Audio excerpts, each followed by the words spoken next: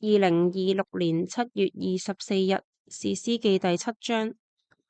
耶路巴力就是基甸和所有與他在一起的人，清早起來，在哈律泉旁安營。米甸營就在他們的北面，靠近摩利沙干的平原上。耶和華對基甸說：與你在一起的人太多，我不能把米甸人交在你們手中，免得以色列人向我自誇，是我們自己的手救了我們。現在你要向眾民宣告，害怕戰慄的可以回去，離開基列山。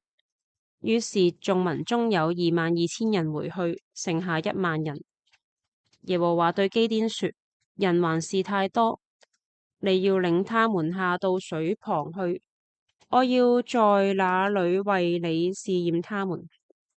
我指着誰對你說，這人可以與你同去，他就可以與你同去；我指着誰對你說，這人不可與你同去，他就不可與你同去。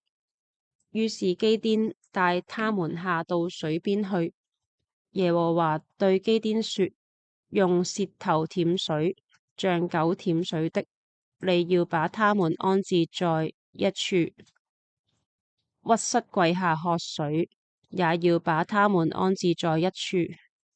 用手捧到嘴邊舔水的總共有300人，其餘的人都屈膝跪下喝水。耶和華對基甸說：我要用這舔水的300人拯救你們，把基甸人交在你們的手裏，所有其他的人都可以各回到自己的地方去。於是眾民手裏拿着食物和號角，所有其他的以色列人，基甸都打發他們回到自己的帳棚去，只留下這300人。當時米甸營就在他們下面的平原裏。當夜，耶和華對基甸說：起來，下去攻營，因為我已經把他們交在你手裏了。如果你害怕一人下去，可以帶着你的同僕普拉一同下到營地那裏去。你要聽聽他們說什麼，然後你的手就必堅強起來，有膽量下去攻營。於是基甸帶着他的同僕普拉一同下去，到營中駐軍的邊緣。那時米甸人、亞瑪力人和所有的東方人都散布在平原上，好像蝗蟲那麼多。他們的駱駝無數，好像海邊的沙那麼多。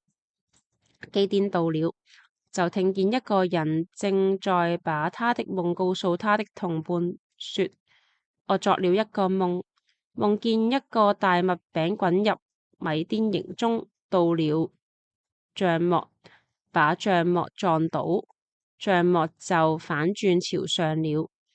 他的同伴回答：這不是別的，這是以色列人約阿施的兒子基甸的刀。神已經把米甸和全營交在他手中了。基甸聽了這夢的敘述和夢的講解，就敬拜神，然後返回以色列營中，說：起來，因為耶和華已經把米甸軍隊交在你們手裏。於是他把300人分作3隊，把角和空瓶交在各人手裏，又把火把放在瓶裏，然後對他們說：你們要看着我，也要照樣行事。注意，我到了營的邊緣，我怎樣行事，你們也要怎樣行事。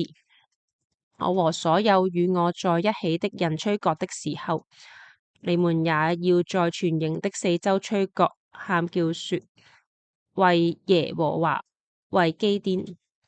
基甸和所有與他在一起的100人，在半夜3更起初換更的時候，來到了營的邊緣，就吹起角來，打破手中的瓦瓶。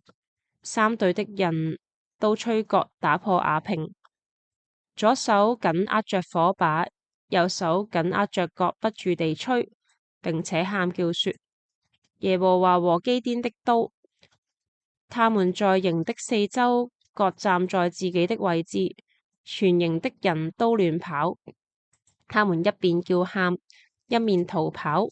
300人吹那300支角的時候，耶和華使全營的人用刀互相擊殺，然後他們向着西利拉逃到伯哈士他，直到靠近他巴的亞伯米荷拉河邊。